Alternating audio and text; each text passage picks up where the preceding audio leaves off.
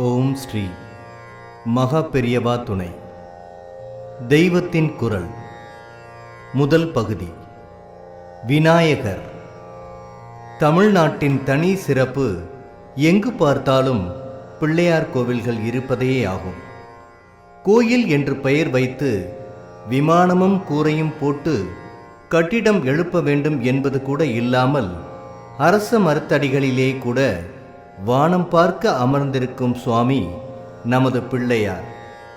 தெருவுக்கு தெரு ஒரு பிள்ளையார் கோவில்.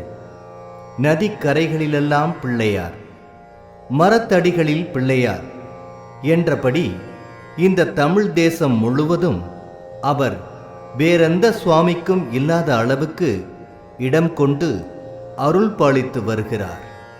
அவரை பிள்ளையார் என்று அன்போடு கூறுவது நம் தமிழ்நாட்டுக்கே உரிய வழக்கம். சர்வலோக மாதா பிதாக்களாகிய பார்வதி பரமேஸ்வரர்களின் ஜேஷ்ட புத்திரர் அவர். பிள்ளை என்றால் அவரைத்தான் முதலில் சொல்ல வேண்டும். வெறுமனே பிள்ளை என்று சொல்லக்கூடாது என்பதால் மரியாதையாக பிள்ளையார் என்று சொல்வது தமிழ்நாட்டின் சிறப்பு. குமரன் என்றால் பிள்ளை என்றே அர்த்தம். பாரத தேசம் முழுவதிலும் குமரன், குமாரசுவாமி என்றால் பார்வதி பரமேஸ்வரர்களின் இளைய பிள்ளையாகிய சுப்பிரமணியரையே குறிக்கும்.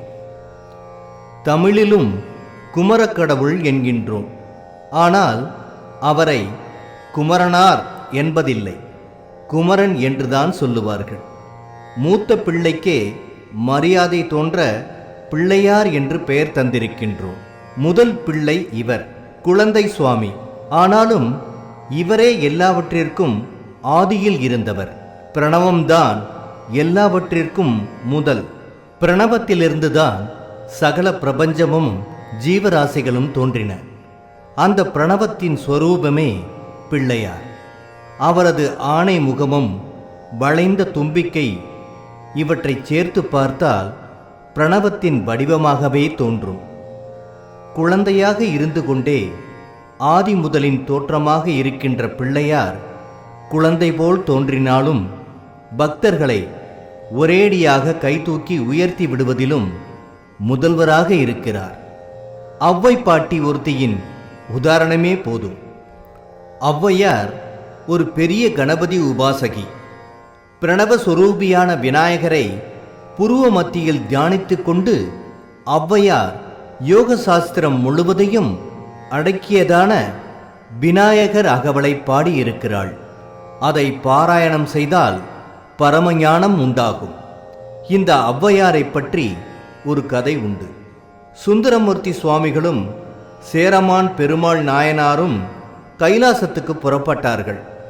அவர்கள் ஔவையாரையும் உடன் அழைத்து போக எண்ணினார்கள். அப்பொழுது ஔவையார் விக்னேஸ்வரருக்கு பூஜை பண்ணி கொண்டிருந்தாள்.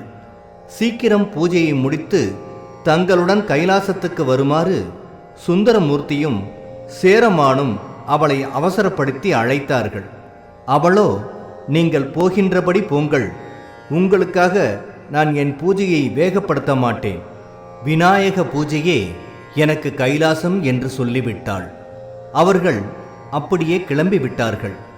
ஔவை சாங்கோ பாங்கமாய் பூஜை செய்து முடித்தாள்.